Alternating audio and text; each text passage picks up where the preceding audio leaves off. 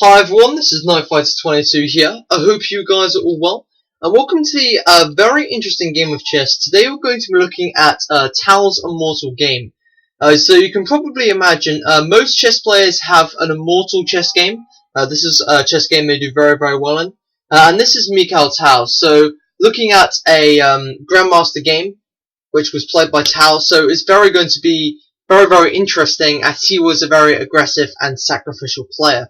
Okay, so he was playing against Bent Larson. I believe this was to be 1961, but I'll put an annotation if I'm incorrect. Okay, e4, and then we have c5. So we've got sort of a Sicilian setup. This was how Tal usually played against a Sicilian. He didn't like f4 like me, but that's fine. Most Grandmasters play knight f3 anyway.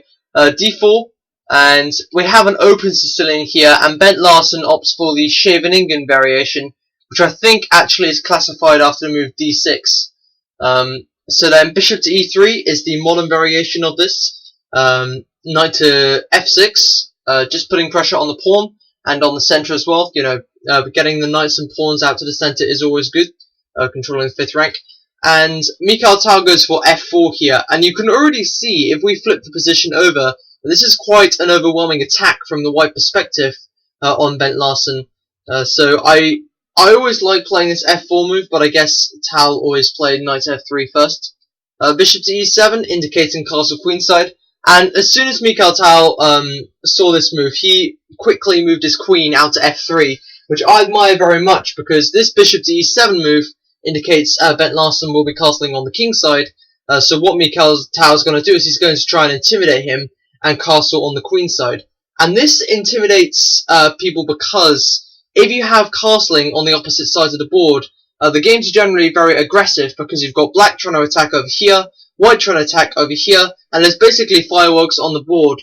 And Bent Larson, playing one of the most successfully aggressive and sacrificial players of his generation, he sure is going to be intimidated when he knows a game like that is coming up.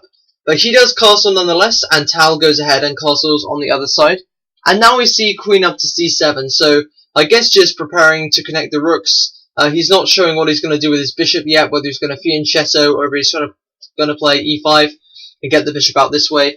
We don't know just yet. And then Tal tries to go ahead and attack the queen, and just puts the queen back onto the b8 square. I guess just a nice place for the queen. Maybe ideas of b5 and putting pressure on the queen side over here, obviously where white's king is going to be based. So for an attack there. And now Tal goes ahead with g4. You know, right away you can see that this attack is starting. And Bent Larson actually plays a very clever move as well here. He plays the move a6. And what this does is after the knight retreats back to the d4 square, he can now go ahead with his own attack. He trades off the knights first. And then after this he goes ahead with his own attack b5. So this a6 point is supporting the b5 pawn. And what you'll notice is Bent Larson secretly he's not connected his rooks yet because he didn't actually want to move this rook.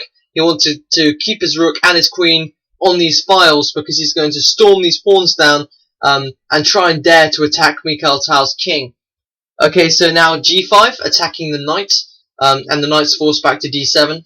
So again, this is sort of closing off the bishop a bit, and maybe what Mikhail Tal wanted is after knight d7, maybe he wanted Bent Larson to develop his bishop onto b7 and then block.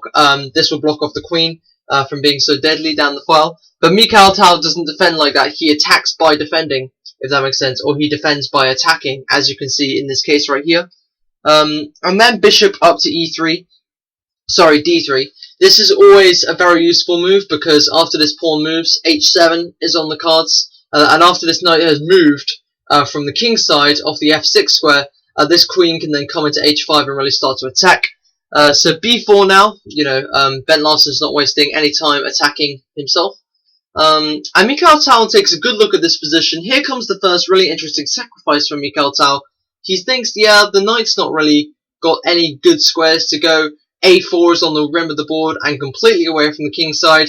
e2 is not really going to be able to come quickly. He's going to have to go e2, g3, h5, and by the time that his knight's gone all the way around there to attack, Bent Larson would have already checkmated Mikhail Tal's king. So Mikhail Tal plays the very interesting move knight up to d5. And you'll notice that Well, one of the reasons why I think these kind of moves are so successful is they're so intimidating for the opponent. Just look at this from the black perspective for 1 second. If we flip back a move, yes, knight down to d5. How intimidating from the world champion to see this kind of move and to already tempt you to take the knight. Anyway, Bent Larson did go ahead and take this knight. He's now a minor piece up. But I think Mikhail Tal's main idea is after takes back, these two bishops, the full force of the bishops, are opened up on the king side. And with these pawns in coordination with his queen and his kingside rook, I think Mikhail Tal's got a very nice attack lined up. Now we see the move f5. This was actually quite a clever move because obviously this bishop is being blunted out on this diagonal. Rook from a to d1, preparing to attack the undefended bishop, and rook to f7, which defends the bishop.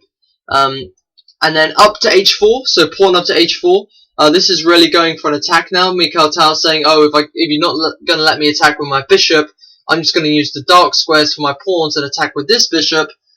So now bishop to b7. As I said, this was probably what Mikhail Tal might have wanted, is to block the queen off from this file, as it's going to be a bit blocked in by the knight over here. But this is actually a pretty good move for Bent Larson as well. Just bear in mind that this pawn here is not well defended currently, only defended by the queen, and behind there is sitting the queen on the same diagonal as the bishop, so Bent Larson could have some tactics there. Also, obviously, if you got a piece onto e6 or whatever, then it wouldn't be able to be taken. Now we see bishop takes f5.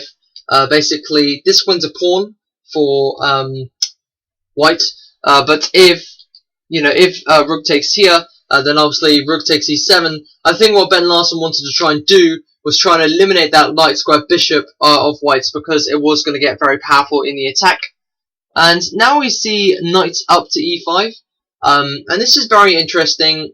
Obviously, if bishop takes here, then pawn takes, and pawn takes can't take back, because basically the whole idea is the pawn on f4 is pinned. So obviously, if here takes right away, then the queen is lost. Just wondering, if any of you didn't know why Mikhail Tal didn't go ahead and take the knight. So queen e4 is played, and now we see some interesting ideas. After queen to f8, Bent Larson gave some material back. So Mikhail Tal did go ahead and take that material, but now Bent Larson can get some counterplay down the f-file. So we see rook up to f4, attacking the queen, queen back to e3, and then we see rook to f3. So really starting to attack the queen. This queen's moved 3 times now. And now, after all of this, queen takes e7 can be played. So he chooses to trade off the rooks, and then queen takes e3, because this queen was the only defender of that rook sitting there on f3. And now d takes e5. So Mikhail Tal is really, Bent Larson is really starting to come back on Mikhail Tal. Mikhail Tal, tactics master though, he just uses another tactic. He's using a pin again.